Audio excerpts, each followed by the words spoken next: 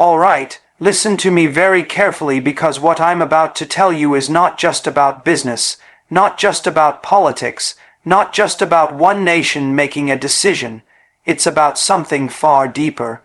This is about the mindset of a country that decided it would no longer be someone else's playground. It's about the moment India looked at the world and said, "We are not here to play by rules we didn't write. We are here to set our own." And if you don't understand that, you will miss the entire point of what just happened. People keep asking, why would India end trade with America? Why walk away from one of the most powerful economies in the world? Why risk losing billions in short-term opportunities? Let me tell you, the real answer has nothing to do with spreadsheets, stock charts, or quick profits. It has everything to do with dignity, control, and vision. When a country has been part of a system for decades and then suddenly decides, we're done, it means something in that system has been broken beyond repair. For years, America was not just India's trade partner, it was the gatekeeper. India could export, yes, but under terms that kept it in a position of dependency. America would dictate standards, tariffs, sanctions, even the political tone that came with every trade deal. And for a long time, India tolerated it. Because when you're still climbing, sometimes you take deals that aren't perfect just to get in the game. But there comes a day when you realize you're no longer the player. They're making you the pawn. And India wasn't going to be a pawn anymore. It's like in business. When you first start, you might accept bad terms from a supplier or investor because you think you need them. You think they're your lifeline. But if you keep growing, you hit a point where you realize the very people you thought were helping you are now the ones slowing you down. That's when you have to cut the cord, and cutting that cord is not weakness, it's strength. That's exactly what India just did. Now, here's the truth no one likes to admit. Trade is never just about goods and services, it's about leverage. Every container of goods is also a container of influence. Every trade route is a channel of power, and if one side controls the terms, the other side is always on a leash. America understood this game very well. They didn't just want India's products, they wanted the ability to set the pace of India's economy. If they could pull one policy lever in Washington and disrupt factories in Delhi, then they knew they had control. But India started building something America didn't expect. A self-sufficient ecosystem that could survive without those levers. And this didn't happen overnight. For the past decade, India has been quietly diversifying. New trade agreements with Asia, Africa, South America, strengthening its local industries, building homegrown technology, developing its own digital payment systems, investing in indigenous defense manufacturing, creating alternatives to systems like SWIFT, and even exploring new currency settlement frameworks outside the U.S. dollar. America saw this and realized the grip was loosening, and when the grip loosens, the panic begins. So when negotiations broke down and India finally said, "We're out," it wasn't a random tantrum. It was the final chapter of a plan that had been written for years. India was no longer willing to be in a trade relationship where every gain could be taken away with one political decision from across the ocean. The cost of staying in that game was higher than the cost of leaving, and that's a lesson every entrepreneur needs to learn. Sometimes the deal that looks good on paper is the one that keeps you chained to the wrong people. I want you to imagine this in personal terms. Imagine you're running a business and your biggest client gives you half your revenue, but also controls your pricing, dictates your suppliers, and tells you who you can and cannot work with. You tolerate it because you think losing them would destroy you, but then you realize they are the reason you can't grow beyond a certain point. You're afraid to innovate because they might not like it. You're afraid to take risks because they could pull the plug. At that moment, you're not in business. You're in servitude. The day you decide to walk away is the day you truly own your company. That's exactly what India just did with America. Now, don't misunderstand me. This doesn't mean India is anti-trade, far from it. It means India is choosing trade partners on equal terms. It means no one nation gets to dictate its industrial policy. It means India will still sell its goods, still buy raw materials, but without strings attached. And strings, that's the key word, because strings are always invisible at first. They look like opportunities, they look like friendships, but pull hard enough, and you'll see who's holding the other end. Here's what's really powerful about this move. India is willing to take the short-term pain for long-term independence. You see, most countries don't do that. Most leaders can't survive the political backlash of short-term economic slowdown. They need quick results to win elections. But when you have a leadership that's thinking 20, 30, 40 years ahead, you can afford to take the hit today because you know what's coming tomorrow. That's vision. And vision is rare. In the short term, sure, exports to the U.S. will drop, certain industries will feel the shock, markets will react. But in the long term, India will emerge with complete control over its trade policy, its pricing, its markets, and its technological standards. That's worth far more than the comfort of dependency. When you control your destiny, you don't worry about who's in the White House or what sanctions are being threatened. You decide your own path. And this is the part where most outsiders get it wrong. They think this was an emotional move, a political stunt.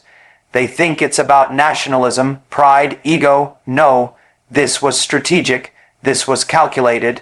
This was years of preparation meeting the right moment. It's like in chess.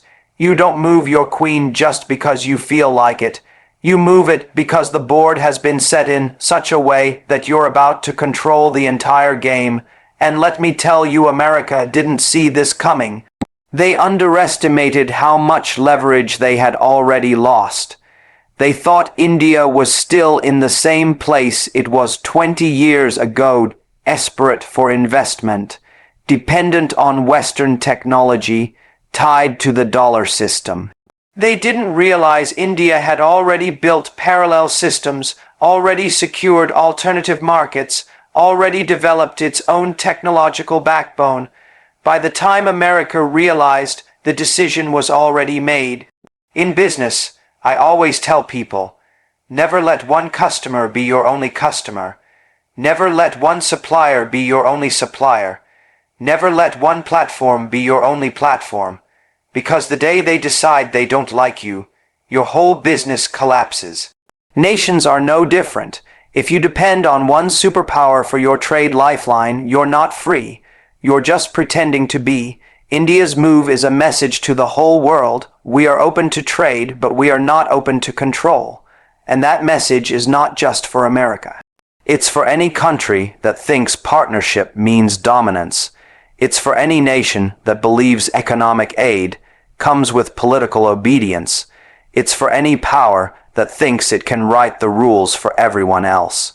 That era is ending. Now you might be wondering, will other countries follow? Yes, some already are. You'll see more nations shifting to regional trade blocs, more countries developing their own payment systems, more deals being done in local currencies. Because once someone proves it's possible to walk away from the giant and still survive, others will get the courage to try, and courage is contagious.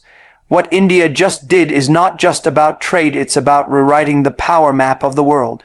It's about showing that the so-called developing nations are no longer going to be treated like junior partners. It's about saying, we are equals, we are capable, we decide for ourselves. And when you have that mindset, every negotiation changes. You're no longer begging for a seat at the table. You're building your own table. This is the real truth behind India ending trade with America. It's not an act of hostility. It's an act of maturity. It's not a rejection of globalization. It's a demand for fair globalization. And it's not a retreat into isolation. It's a strategic repositioning for a future where no single nation can pull the strings of another. So the next time someone tells you India made a mistake, remember, they're looking at the short-term scoreboard. They're counting today's points, but India is playing the long game, and in the long game, the only score that matters is who controls their own destiny, and in that game, India just took the lead. If you want to understand the future of global trade, don't look at who's selling the most this quarter. Look at who's building the systems, the networks, the industries that will last for decades. Look at who's willing to walk away from comfort for the sake of independence. Look at who can take a punch today and still be standing tomorrow. That's the real measure of power, and power once gained through independence is something you never give back. That's why this move will be remembered, not as a trade war, not as an economic dispute, but as the moment India declared, "We are free to choose, we are free to act, and we will never again be bound by someone else's terms." Now the rest of the world is watching. Some are shocked, some are inspired, some are nervous, but everyone knows one thing. The game just changed and India is no longer playing by the old rules. And once you stop playing by someone else's rules, you start winning your own way. And that, my friends, is the real truth. It marked the birth of India's assertive military doctrine, backed by innovation, signaling a shift towards a multipolar world order in global trade was not a small or symbolic event. It was the result of decades of frustration, calculated planning, and a growing realization that the rules of the game had to change. For too long, global trade had been operating under an unspoken assumption that the economic order should revolve around a handful of powerful nations, with the rest of the world merely supplying raw materials, cheap labor, and obedient compliance. This was not just an economic structure. It was a political and strategic hierarchy disguised as free trade. India's decision to step out of this model was not born out of isolationism, but from the understanding that true sovereignty in the modern world comes from the ability to chart your own economic and military course without fearing the repercussions from a select few power centers. An assertive military doctrine backed by innovation is not just about having more weapons or larger forces. It's about aligning military strategy with national economic goals, ensuring that no trade dependency can be exploited as a tool of coercion. In the old world order, military strength was used to enforce economic dominance. The strongest economies funded the strongest militaries, and the strongest militaries protected those economic interests, often at the expense of smaller nations' sovereignty. India realized that if it was going to secure its place in the new global order, it could not rely on outdated doctrines that merely reacted to threats. It had to create a forward-looking doctrine that anticipated them, neutralized them, and turned them into strategic advantages. Innovation became the backbone of this doctrine because India understood that raw numbers, whether in troops, tanks, or ships, would never be enough in a world where technology changes the balance of power overnight. A single breakthrough in defense technology can make decades of investment in traditional hardware obsolete. So the focus shifted towards indigenous research, advanced missile systems, next-generation naval platforms, drone warfare capabilities, cyber defense, and space-based intelligence. The lesson was clear. When you innovate, you dictate the terms of engagement. When you imitate, you are always playing catch-up. India did not want to be in a position where it was forever dependent on imports from nations that could cut off supply at the first sign of political disagreement. But military doctrine alone could not shift the balance if the economic foundation remained vulnerable. That's where the trade strategy intertwined with the defense strategy. For years, the United States had enjoyed a position where its currency, its corporations, and its technology were embedded in the lifelines of multiple economies, including India's. By controlling global payment systems, international trade rules, and access to high-tech components, America, and by extension, its allies, could influence not just economic growth, but also national security decisions of their trade partners. If your air defense system relies on imported chips from a country that disagrees with your foreign policy, your sovereignty is conditional. India understood this risk and acted to remove it before it could be exploited. The multipolar shift in global trade meant building economic alliances that were not dominated by one single country or ideology. Instead of relying on a unipolar model where one superpower dictated terms, India began to form multiple partnerships, each based on mutual benefit rather than dependency. Trade with Russia expanded, particularly in the defense and energy sectors, using local currencies instead of the U.S. dollar. Agreements with African nations opened up new markets for Indian pharmaceuticals, agricultural machinery, and renewable energy projects. Collaboration with Southeast Asia and Latin America diversified import sources for rare earth elements, reducing the risks of any one nation holding critical supply chains hostage. This web of partnerships was not designed to isolate America, but to ensure that no single player could pull the plug on India's economic engine. The significance of linking military doctrine with trade independence cannot be overstated. In the past, nations could be militarily strong, but still economically vulnerable. They could win battles, but lose wars fought in the realm of currency devaluation, trade sanctions, and technological embargoes. India's approach was to integrate these two spheres so tightly that an economic threat could be met with a strategic response, and a military challenge could be supported by economic resilience. This integration required unprecedented levels of coordination between ministries, industries, and research institutions. It also required a shift in mindset, from seeing trade as purely an economic function to recognizing it as a pillar of national defense in the broader picture. This move sent shockwaves through the global system. For decades, America's economic dominance was reinforced by its military alliances and vice versa. Every time a nation resisted economic pressure, military pressure would follow. But when a nation like India, armed with one of the world's largest militaries, a growing technological base, and a self-sustaining economy, chooses to reject dependency, it creates a precedent that others can follow. That's why this was not just an India-America story. It was a signal to the rest of the developing world that they too could begin to unshackle themselves from the old order. The innovation-driven military doctrine also played a critical psychological role. It told both allies and rivals that India was not waiting for technology transfers, that it was capable of designing and producing world-class defense systems on its own. This had ripple effects in trade negotiations. Countries that once assumed India would always be a buyer of foreign defense equipment now saw it as a competitor, and in global trade, being seen as a producer rather than a consumer changes the leverage entirely. You are no longer just a market.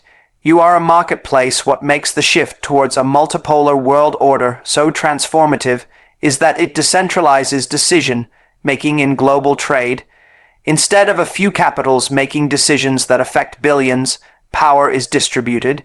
Smaller nations can negotiate better deals because they have more options.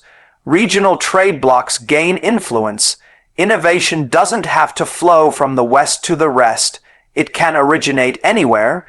And for a country like India, with its massive population, growing middle class, and expanding industrial base, this creates an environment where it can shape global trends rather than merely respond to them, of course. Challenging the old order is not without resistance. Economic powers that have benefited from the unipolar model will not easily give up their advantages. They will try to counter the shift by offering incentives to stay in the old system, or by creating instability in regions pushing for independence. But this is where the assertive military doctrine comes into play. It acts as both a deterrent and a shield. It ensures that India can protect its trade routes, secure its supply chains, and defend its economic interests without having to depend on foreign protection. Guarantees this combination of economic diversification and military innovation also has cultural and strategic implications. It strengthens national confidence. It changes how domestic industries think about their own role in the world.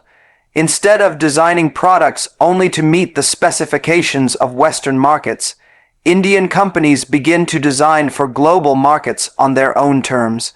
Instead of measuring success by access to American consumers, they measure it by the ability to reach consumers in 50 different countries through 50 different channels. This mindset shift is perhaps the most important long-term outcome because it ensures that the strategy is sustainable regardless of political leadership changes in the context of global trade. A multipolar order also promotes resilience. When multiple centers of power exist, no single economic crisis, currency collapse, or political decision can bring the entire system down. This is in stark contrast to the unipolar model, where disruptions in one major economy can cause global recessions. For India, participating in a multipolar system means that its fortunes are tied to a diversified set of partners, each contributing to stability in different ways. It also means that India can play the role of a bridge between regions, connecting Asian markets with African resources, linking Middle Eastern energy with Southeast Asian manufacturing, creating supply chains that bypass traditional choke points. What happened with India's trade policy was, therefore, not a reaction to a single dispute or a temporary disagreement. It was the culmination of a broader vision, one that recognized that economic independence, military capability, and technological innovation are inseparable in the modern era. The world is moving towards an era where no one nation can dictate the terms for all others, and India intends to be one of the architects of that era. By embedding innovation into both its military doctrine and its trade strategy, it is ensuring that it will not just survive in this new order, but thrive in it. And in doing so, it is showing others that the path to sovereignty is not about closing borders, but about opening new ones on your own terms, with your own systems, backed by the confidence that comes from knowing that you can defend what you build, and that no one else holds the keys to your future.